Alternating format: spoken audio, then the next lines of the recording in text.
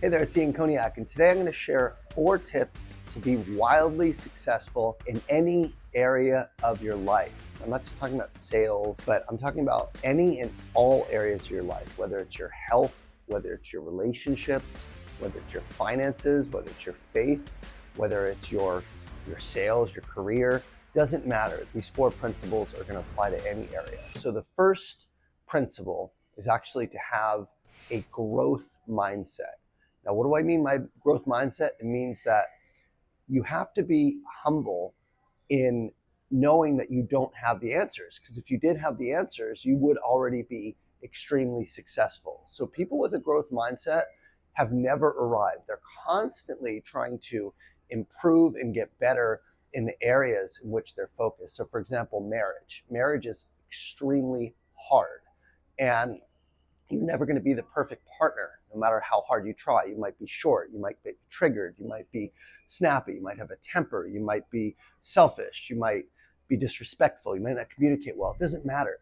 But someone with a growth mindset is constantly going to be trying to improve and have awareness of where they need to be improving and committing to be improved to improve themselves in those areas. So growth mindset is a few things. Number one, it's humility. Number 2, it's awareness. Number 3, it's uh, getting help, constantly getting help. So people with a growth mindset are learning, they are listening to podcasts, they're watching YouTube videos, they're, potentially working, taking a course. But the idea behind growth is that you are actually getting better and you are seeking knowledge. So again, in marriage, I'll watch videos on how to be a better husband, for example. In finances, I'll listen to webinars or podcasts on how to accumulate wealth or keep wealth or whatnot. It's this constant desire to improve in the areas that you're working on. So again, people with a growth mindset, they're not sitting and consuming entertainment. They're consuming knowledge and they're trying to actually get better. So I'm not saying anything's wrong with vegging out on the TV or in social media scrolling or whatever. I'm saying that people with the growth mindset use their free time to improve. So when I'm cooking dinner, for example, I'm typically listening to a training or a podcast. I was listening to a training last week on quantum physics and how to make a quantum leap in your performance. And I'm actually working on my goals for next year and celebrating what I'm going to accomplish a year from now. That's an example of a growth mindset. It's like you're always trying to get better. So that's number 1. Number 2 is you get help. So it's not just seeking growth via, I'd say, books and podcasts and webinars and YouTube videos or whatever. It's good. It's a good foundation. But I think what I've noticed is with people that are really successful, they pay others to actually help them in the areas they want. So I'll just give you a couple areas from my own life. When my marriage was in trouble, back to the marriage example, I paid to get a therapist and to get help in that particular area. When I had my baby during COVID, we couldn't have my in-laws in the room. We couldn't have a doula. And I took a course. I paid, it wasn't expensive, but I paid for a course called Supporting Her. And it was put on by 2 doulas to help partners be better equipped to support their partner during the birthing process. So I found a course and I took it and it was great.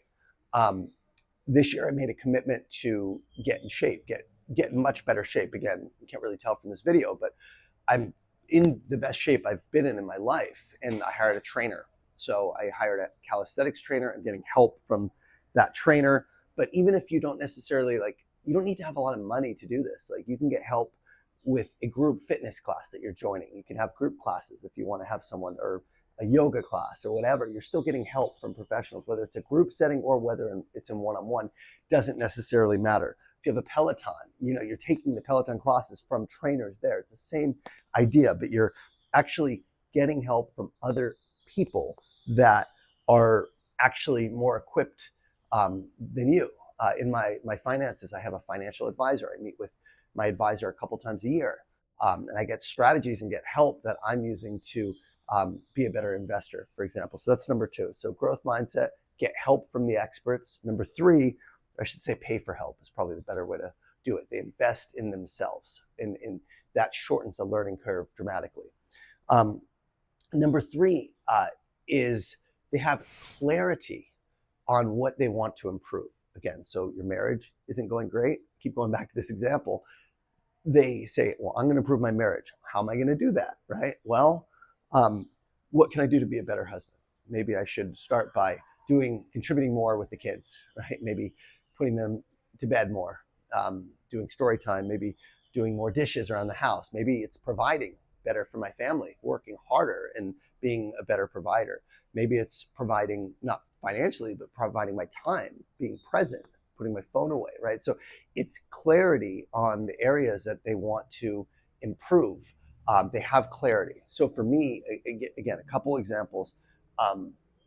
One of the areas that I try to improve this past year is spiritually, my faith, right? I've always believed in God, and God's been a major, gets all the credit for my own success, because I couldn't do this alone, not a chance, but especially with recovery stuff.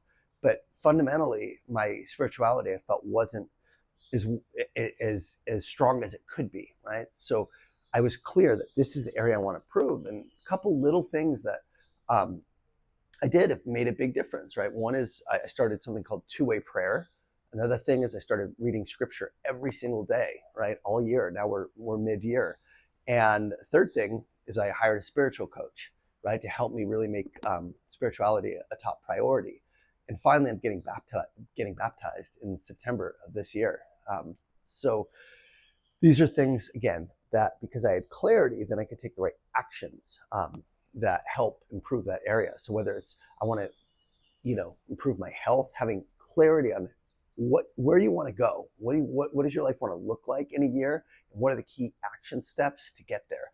So it's not like, again, you're going to have all of this at once. There's going to be areas that are weaker than other areas. Those are the areas you want to seek clarity on. So whether it's your finances, you want to save more money, you want to make more money, whether it's your relationships, whether it's your health, whether it's your sales, maybe you're not as committed as you can be in sales. If you have clarity on those areas, right, and you have clarity around your goals for those areas, it's foundational to step number 4, or key point number 4, which is commitment. So commitment is, once you have a clarity, then you have to say, well, what are the action items that I can take to be able to achieve my goals in these areas? What commitments am I willing to make? And everything that I've ever done in my life has been because I said, this is what I want. I was clear on my goals and aware of where I needed to improve. And then these are the commitments that if I take these commitments, I'm going to be much more successful in all areas. So at the beginning of the year, it was like very clear, I'm going to sell $3 million this year. We will be an Inc. 5,000 company. And then who would I need to be and what would I need to do in order to get there? And it was very clear. I had to hire another coach, hire a head of client success. We had to do more marketing, right? And right now, you'll see this video first week in July, we are at over 1.5 million halfway through the year. So we're right on pace for the $3 million goal. So that's about commitment.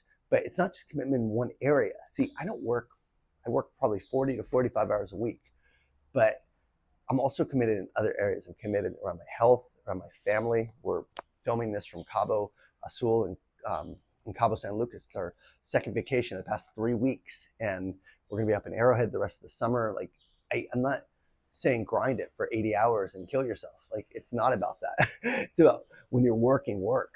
And honestly, from the time you wake up to the time you go to bed, you're working on something. Hopefully you're working on yourself, you're working on your relationships, you're having fun, you're working hard at work, right? But I'm not sitting around just like, twiddling my thumbs or consuming a bunch of stuff. I'm pretty active from the time I wake up to the time I go to bed. It's active on things that I care about, I'm trying to improve. So I just want to be clear. It's not like this is like all in and nothing else. It's about, okay, I wake up, I work on myself, my health. Work is work. I work on my business. When I'm not working, when I finish around 6 p.m., I'm working on my family. Okay, I'm with my family, I'm cooking, I'm enjoying relationships with my kids. And then from like 9 to 10:30, I'm just chilling with my wife. So maybe an hour and a half of chilling during the day. It's exhausting, but it creates this great life for you. So you can have it all. You can have success in all areas of life, but There's only so much time of the day, and you have to use that time wisely. So the fourth area is your commitment. Okay. So again, when I wanted to get in shape, I committed to hiring a trainer. So calisthenics, again, I'm it's not crazy, but like I'm in good shape right now, and I have a calisthenics trainer 3 days a week, right? Sleep, I was committed and wanted to get better sleep and optimize my energy, and I bought a Whoop. I used to have a Ring, but now I bought a Whoop, and every day I check the tracker. Every day I see what my sleep is, what my recovery score, and make sure my physical health is optimized to perform my best. Because when your energy is high, you can really do a lot of these things. Health is kind of foundation for everything else, in my opinion. If you sleep, if you exercise, if you eat well, it gives you the energy to be able to tackle your goals and actually execute on these commitments. So I do think that's foundational. I talked about my spiritual commitments. These are all examples of being committed. So again, if you want to be successful in any area of life, there's four things. Number one, growth mindset. Number two is getting help from the experts. Number three is clarity. And number four, it's that commitment piece.